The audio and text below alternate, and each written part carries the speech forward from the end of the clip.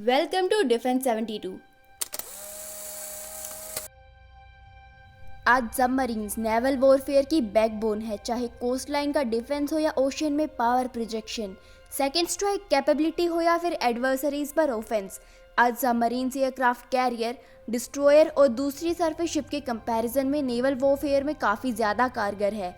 चाहे surface ship को torpedo से टारगेट करना हो या फिर न्यूक्लियर अटैक के अगेंस्ट सेकेंड स्ट्राइक कैपेबिलिटी की बात हो, सबमरीन्स ये सब काम स्टिल्थली कर सकती है और इसीलिए आज किसी भी देश की नेशनल सिक्योरिटी में सबमरीन्स इवन एयरक्राफ्ट कैरियर से भी ज़्यादा इम्पोर्टेंट रोल प्ले करती है। और शायद इसीलिए हमारी एडवर्सरीज पाकिस्तान और चाइना सबमरीन्स मैन्युफैक्चर करने में लगे हैं। आज पाकिस्तान 8 सबमरीन्स ऑपरेट करता है और चाइना से 8 और हैंगकोर क्लास की सबमरीन्स ऑर्डर कर चुका है, जो AIP यानी एयर इंडिपेंडेंट प्रोपल्शन से लेस है। चाइना की बात करें तो चाइना 68 सबमरीन्स ऑपरेट करता है, जिसमें से 8 न्यूक्लियर कैपेबल हैं। इसके कंपैरिजन में इंडिया 18 सबमरीन्स को ऑपरेट करता है। हमारे पास एक भी न्यूक्लियर अटैक सबमरीन नहीं है, सो ऑन पेपर इंडिया अपने एडवर्सरीज जैसे कि चाइना से सबमरीन वॉरफेयर में बहुत पीछे नजर आ रहा है। बट लिमिटेड नंबर के साथ भी चाइना और पाकिस्तान को काउंटर करने के लिए इंडिया के पास अल्टीमेट प्लानिंग है, जिससे लगातार इंडियन ओशन में पावर प्रोजेक्ट भी की जा सकती है। आज इंडिया 150 से भी ज़्यादा नेवल शिप ऑपरेट करता है, जिसमें से 18 सबमरीन्स हैं। इन 18 सबमरीन्स में से 16 सबमरीन्स डीजल इलेक्ट्रिक है। इंडिया के पास एक भी न्यूक्लियर अटैक सबमरीन नहीं है। INS अरिहंत और INS Arighat nuclear powered submarines तो हैं, पर वो अटैक सबमरीन्स नहीं है। ये दोनों ही बैलिस्टिक मिसाइल सबमरीन्स हैं। इन सबमरीन से हम दूसरी बोट्स या शिप्स को टारगेट नहीं कर सकते, लेकिन देश पर न्यूक्लियर अटैक के केस में उस देश पर न्यूक्लियर स्ट्राइक जरूर की जा सकती है। इससे हम कह सकते हैं कि ये सबमरीन्स इंडिया के न्यूक्लियर ट्राइड को कंप्लीट करती है और इसीलिए इन सबमरीन्स का कंट्रोल स्ट्रेटेजिक फोर्स कमांड के पास है। जो डीजल इलेक्ट्रिक सबमरीन्स होती हैं, उन्हें ऑक्सीजन और डीजल जनरेटर से बैटरी चार्ज करने के लिए बार बार स्नॉर्कलिंग करनी पड़ती है, जिससे ये सबमरीन्स इजीली डिटेक्ट की जा सकती है। वहीं न्यूक्लियर सबमरीन्स में न्यूक्लियर रिएक्टर लगे होने की वजह से बैटरी रिचार्ज करने के लिए बार बार सरफेस पर आने की ज़रूरत नहीं होती। इसीलिए न्यूक्लियर सबमरीन्स को सिर्फ क्रू के लिए सप्लाई के लिए पोर्ट पर डॉक करना पड़ता है।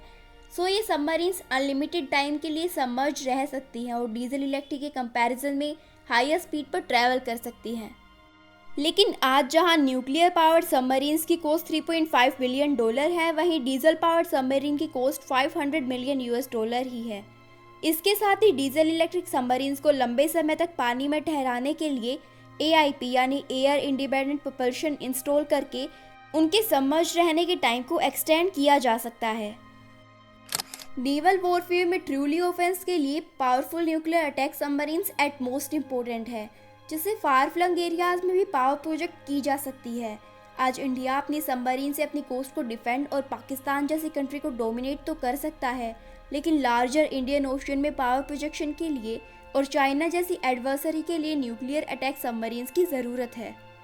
चाइना की 50 से ज़्यादा AIP equipped diesel electric submarines के आगे इंडिया की 16 नॉन AIP सबमरीन्स की फोर्स काफ़ी छोटी लगती है। ऑल्दो इंडिया को जल्द से जल्द अपने सबमरीन प्रोजेक्ट 75I, प्रोजेक्ट 76 और प्रोजेक्ट 77 खत्म करके इंडिया की सबमरीन स्ट्रेंथ बढ़ाने की ज़रूरत है। लेकिन इंडिया के पास इंडियन ओशन में जियोग्राफिकल एडवांटेज भी है। वहीं चाइना मैलेका डिलेमा से ग्रस्त है। दरअसल इंडियन ओशन में एंटर करने के लिए चाइना के पास मेजर 3 रूट्स हैं, जिसमें पहला है मैलेका स्ट्रेट, जहाँ सिंगापुर में इंडियन नेवी प्रेजेंट है। दूसरा रूट है सोंडा स्ट्रेट। ये रूट बहुत ही शैलो है, यहाँ से भी सबमरीन्स का पास होना काफ़ी डिफिकल्ट है। थर्ड रूट है लोम्पोक स्ट्रेट। इंडोनेशिया और ऑस्ट्रेलिया की हेल्प से यहाँ से भी निकलने वाली सबमरीन्स को ट्रैक किया जा सकता है। इन दोनों ही कंट्रीज़ के साथ इंडिया अच्छा संबंध रखता है। ट्रू ब्लू वाटर नेवी बनने के लिए और इंडियन ओशन को ट्रूली इंडियाज ओशन बनाने के लिए प्रीवियस गवर्नमेंट में हुए डिलेज और करप्शन को जल्द से जल्द कवर अप करने की ज़रूरत है। Timely nuclear attack submarines, nuclear powered aircraft carriers और long range submarine launched ballistic missile की थ्योरी से ही इंडियन ओशन में पावर प्रोजेक्ट करना सही मायने में पॉसिबल होगा। Thanks for watching, subscribe this channel.